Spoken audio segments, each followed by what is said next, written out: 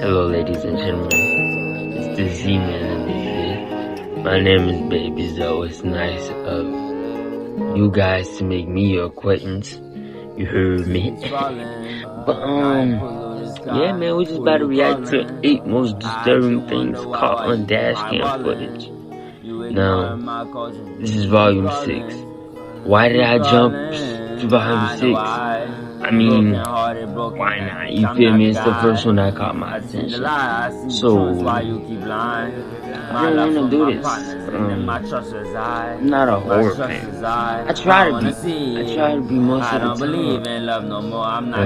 Since the horror tends to revolve around moving and action and good horror involved. Jumping, but bad horror involved. Something like Zombieland. Shit. But back to the story at hand. This is the most disturbing caught. He's caught on dashcam footage. Jump into it, man. Fuck.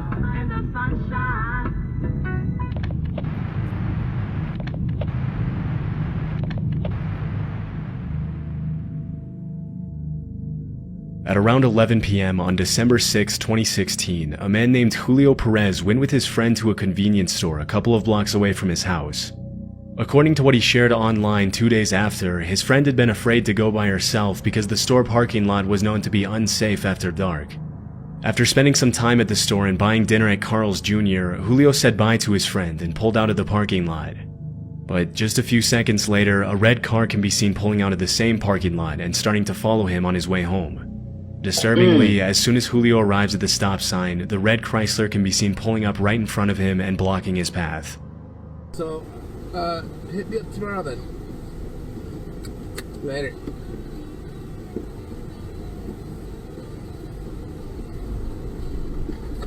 Please. I don't play that shit.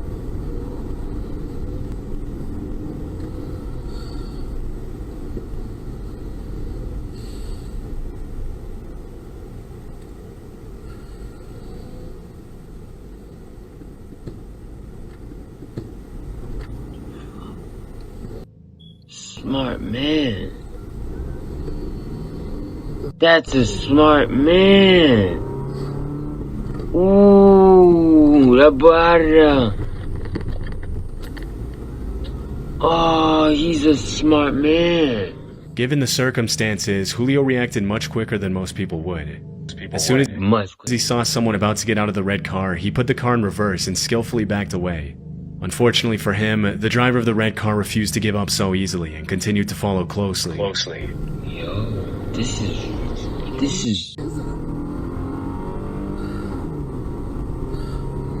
Mind you, he's by himself.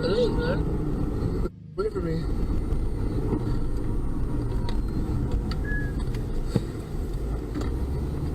Arra. Weaving through the light. Wait with the good. Nah. You should have posted up with these people. But then again, they might have just pulled up and shut it up. You hear me? They on his trail for real. I would have drove to a police station. So, you know.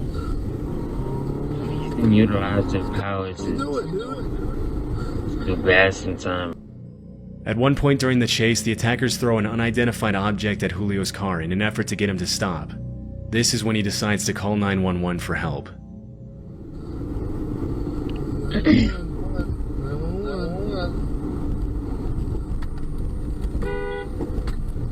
Thank God. Boy, you better. Ladies and gentlemen, sorry for the technical difficulties. You heard me, had to get myself right with some peanut butter and jelly. The Haitian jelly type of shit, you feel me? If you need some Haitian jelly, let me know down below. We got all kinds. The good flavors, you hear me? I'm damn near drooling, bro. This shit is hitting. But we're at the park. He's calling the police right now. Hey, there's a car following me. He's throwing at me. I'm on Lomas going eastbound, and he's I don't know what he's doing, man. Okay, Lomas, and what's the closest cross street to Right you? now, San Pedro. It's a red light. Holy I mean, I don't know what they're trying to do, man. Oh my God, man. Do you see what it looks like? It's a red Chrysler 300. Holy cow. Are they still throwing things? They're just right behind me. I don't know what they're doing, man. Although the 911 operator was probably dispatching units as they spoke, it would have probably taken the officers at least a few minutes to arrive, which would have been extremely dangerous for Julio. Luckily, as he's on the phone with the dispatcher, he spots a cop car stopped at a traffic light and pleads for help. They're right behind me. I don't know what the hell is going on. Oh, there's a cop right next to me.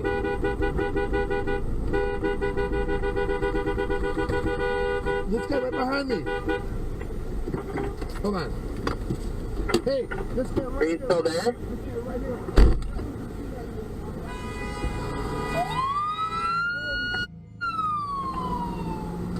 Holy. The cops are going Is after the him right officer now. there with you? No, he just went on a high-speed car chase. Holy cow. Okay, hang on with me, hang on. I'm with I just followed a police officer right now. I'm not sure what the hell just happened, man. How you doing, man? I'm with the 911 operator right now. Listen, I don't know what happened. I pulled out. I was gonna go get some food right there on Central. And then all of a sudden, this car just pulled up right in front of me. I thought they were gonna carjack me or something, man. Okay. And they started to get out. I put it in reverse, and I just got the hell up out of there. I went down towards San Pedro and Central. Did you get a plate number? I wasn't able to get it. Man, I was... Hell That's no. okay, that's fine. Like I said, I got it on camera, though, bro. Do you have it on camera? Yeah! Unfortunately, the suspect managed to get away from the officer during the high-speed chase, and it was never confirmed what his intentions were that night. But judging by his behavior, it's more than likely that this was an attempted carjacking. Had the officer not been at the right place at the right time, Julio would have had to stop at the red light alone, where he would have been at the mercy of the attacker.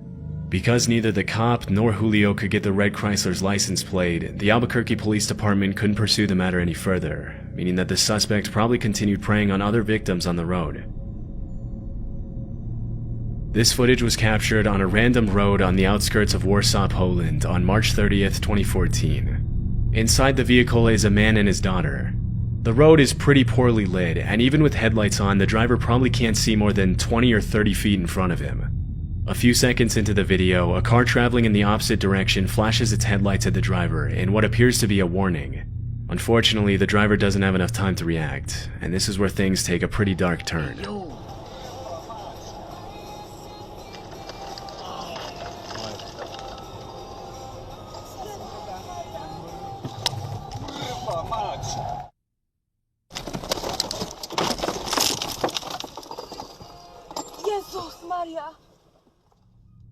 After swerving to avoid the man standing in the middle of the road, the driver attempts to correct the vehicle's path. However, this is much easier said than done in the heat of the moment. Unable to control the car, the father and daughter fly off the road and come to a rest in a ditch. Although it appears that the man had his back turned to the car at the moment of the incident, there's still no reason to be standing in the middle of a pitch-black road while there are cars passing by.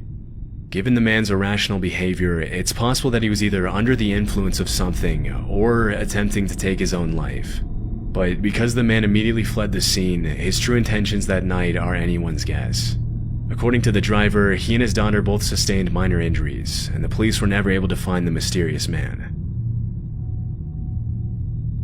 In 2018, Lauren and Brian Swenson were in the process of opening a CrossFit gym in Nairobi, Kenya with two local trainers. One day, the Utah couple were on their way to do some filming with their trainers to promote their gym when they suddenly came across a traffic jam on the main road. Soon after taking a detour on a dirt road, the Swensons and the trainers passed two officers on foot with weapons who gestured for the couple to give them a ride. For reasons they didn't disclose, they chose not to pick up the officers and continued driving until they came across a white public transport vehicle stopped in the middle of the road. Although the couple didn't notice at the time, the driver of the white van tried to warn them with his headlights, but they missed the signal, and this is where things get disturbing.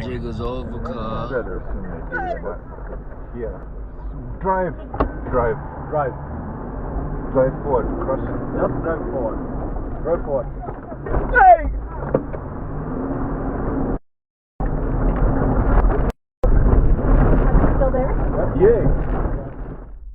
Just as they pass the van, 3 men armed with machetes appear from behind the vehicle and charge at the Swenson's car.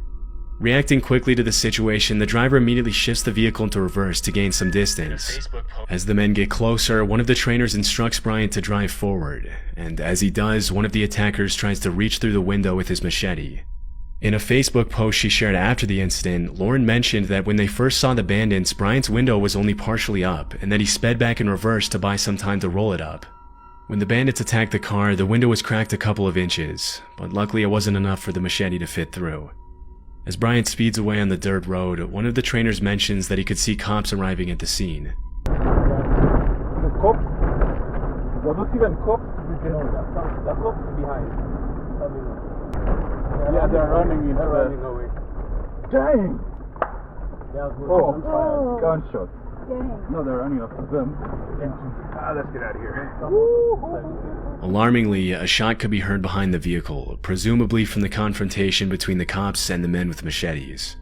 In her Facebook post, Lauren mentioned that if she had picked up the officers or even let them ride on the side rails as they went up the road, they would have likely opened fire on the bandits. Let me know if y'all would. Luckily, the Swensons and the trainers were able to ride away safely. I don't think I would let him. It was not confirmed if anyone was hurt after the encounter. Officers with no cars, with guns in hand. I don't know, guys. Maybe it's just me. Maybe it's just me, because disguise is something. You know, I'm tactically minded, so maybe it's just. In May of 2021, a series of storms swept through West Virginia, bringing winds as strong as 70 miles per hour to the region. On May 26th, a woman named Amber Rivas was driving down Route 51 in Jefferson County when power lines started falling across the road. This is what her dashcam captured.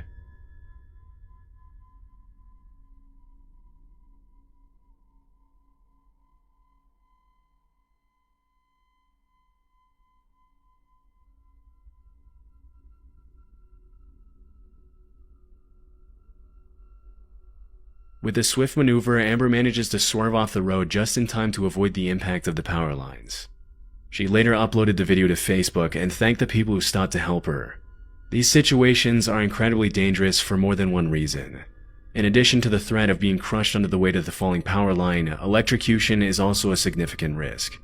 If a live power line makes direct contact with a car or even comes close to it, the driver can be fatally electrocuted. The power line could also potentially ignite the car's fuel, leading to a fire or explosion. Luckily, the wires didn't come close enough to Amber's car to do any damage, and she was able to drive away unharmed.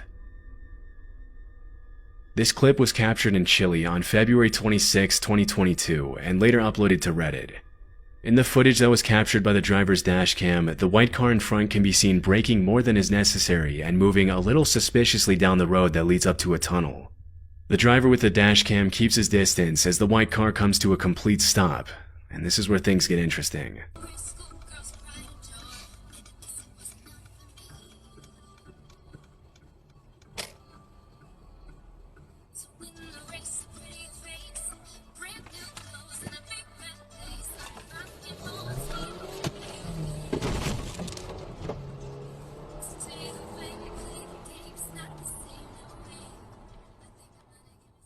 As soon as the white car stops, at least 4 suspects jump out and start running towards the driver's car.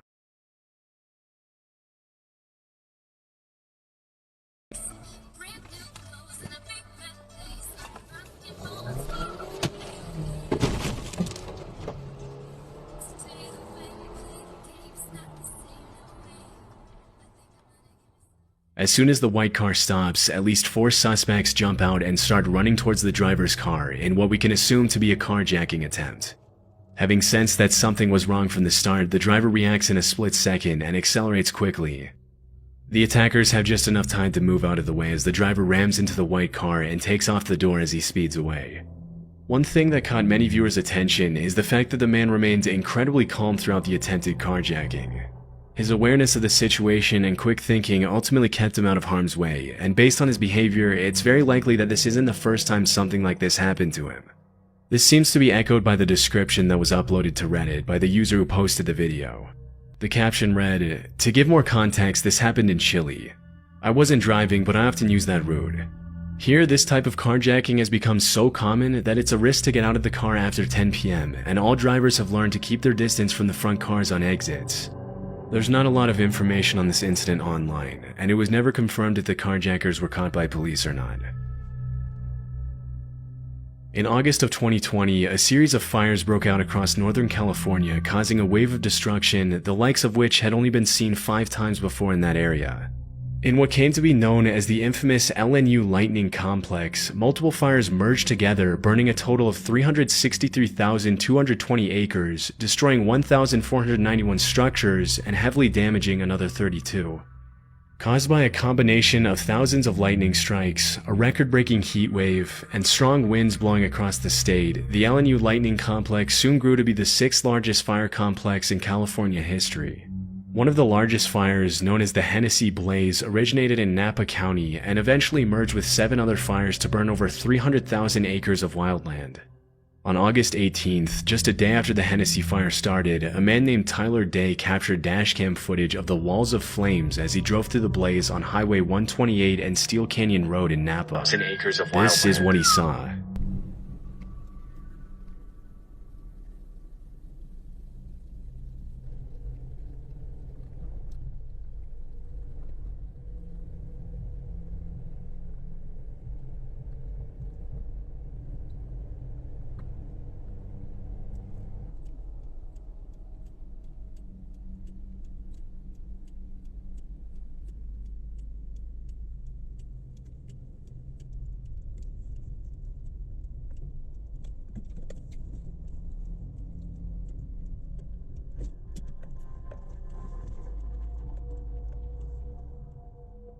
In what looks like a scene from an apocalyptic movie, Tyler drives through the raging fire to safety, capturing this terrifying footage of the burning forest along the way. From the threat of falling trees to melted roadways and blocked paths, driving through a raging fire is obviously extremely dangerous. Luckily, Tyler was able to make it out alive. Sadly, the same can't be said for others, as the fire complex claimed the lives of 6 people and injured another 5 as the flames engulfed entire communities in California. At the time of the recording, the Hennessy fire was 0% contained, and it wasn't until October 2nd of that year that the California Department of Forestry and Fire Protection announced that the entire complex had been extinguished. On the evening of Sunday, April 14, 2019, a power line came down at the intersection of Route 70 and Colonial Drive in Manchester County, New Jersey, in the middle of a thunderstorm. The wire ended up falling and getting stuck on a traffic light, and in the early morning hours of Monday, April 15th, an employee with Jersey Central Power and Light went to untangle the wires. Sergeant Hemhauser from the Manchester Township Police Department was parked at the intersection, thanks to which the incident was captured on the dashcam of his patrol car.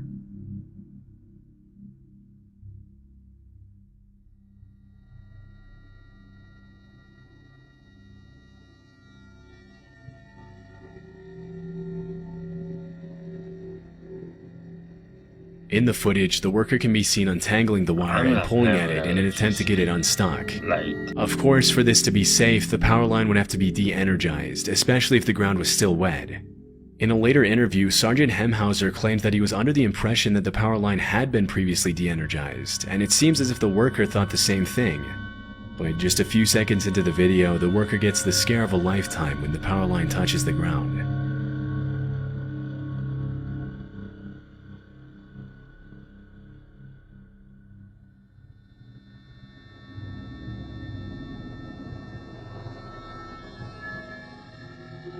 As soon as the wire makes contact with the wet road, it bursts into flames.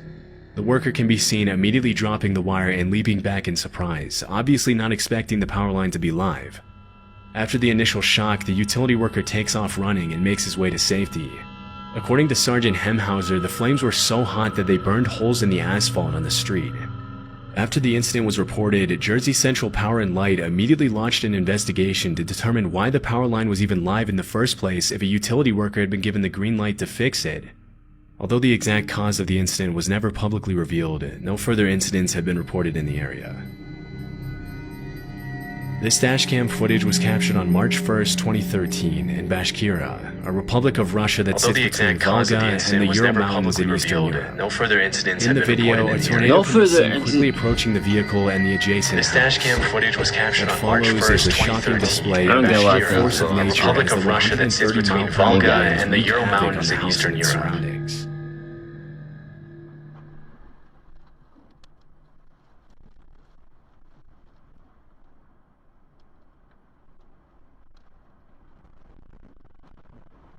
Oh my god. Now, it's a whole new process to get a house built, barn built, wherever they're at. You feel me?